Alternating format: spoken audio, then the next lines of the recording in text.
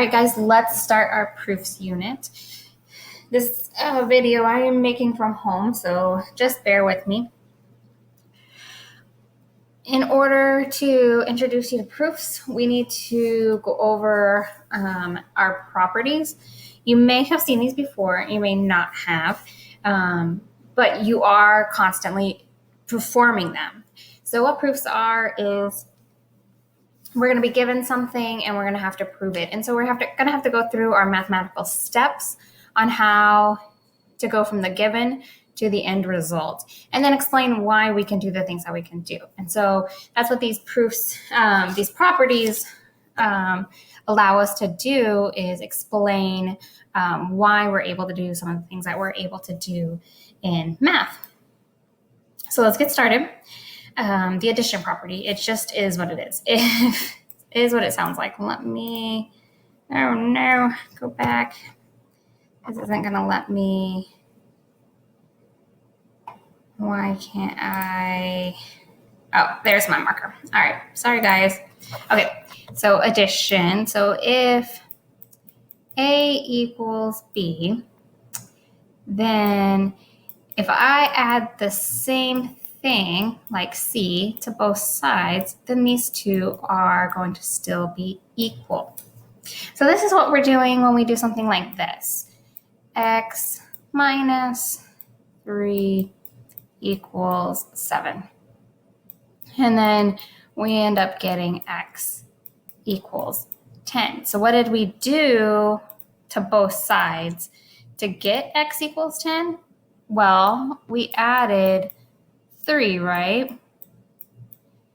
So that is our addition property. When we're adding the same thing to the both sides, it means that those two sides still equal the same. And then our subtraction property is the same thing, but this time we are subtracting the same thing from both sides. Makes sense, right? So A minus C equals B minus C. I told you guys. I am using my mouse to do this, and it is not very easy. So that is when we have something like X plus 2 equals 11. And then we would subtract 2 from both sides to get X equals 9. Okay? Multiplication property, same thing. This time we're just multiplying something up to both sides. But as long as we do multiply by the same thing, then they will still be equal. So if A equals B, then A times C equals B times C. So that is when we're doing something like this. Original is X divided by 4 equals 5. How do we get X? Well, we would multiply both sides by 4 to get X equals 20. All right, division. Again, if A equals B, then if we divide both sides by the same thing, then they will still equal. So A divided by C equals B divided by C. It's an important note here that this is as long as C is not 0, because remember, we cannot divide by 0. So an example of that would be if we had 8x equals 16. How would we get x equals 2? Well, we would have divided both sides by 8. Our distributive property, if we've got A parentheses B plus C, then that equals A times B, plus A times C. So this one, we're just distributing. We know how to distribute. So again, example, this would be if we've got 3x plus 2. Well, that equals 3 times x plus 3 times 2 of 6. So we know how to do all of these operations. Like I said, it's just putting a term and a word to them. Substitution is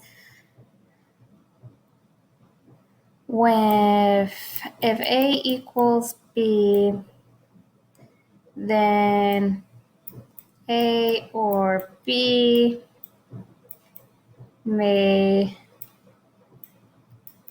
be substituted for each other.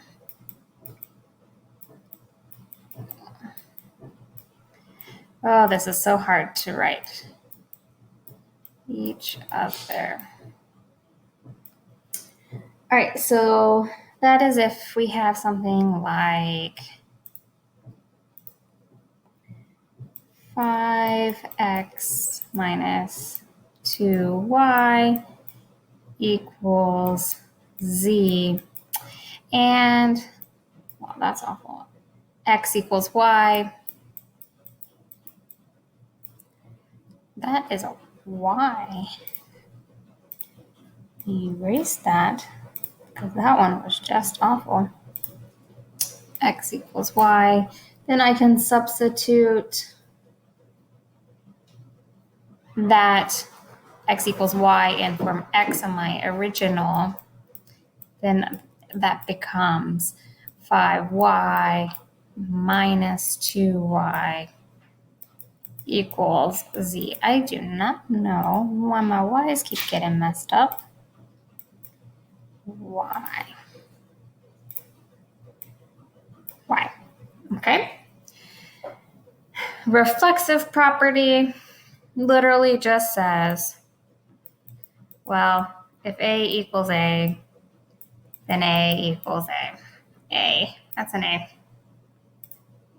I'll fix it for you.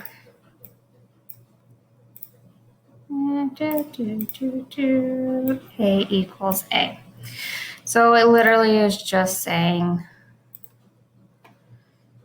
that A equals A, 8 equals 8.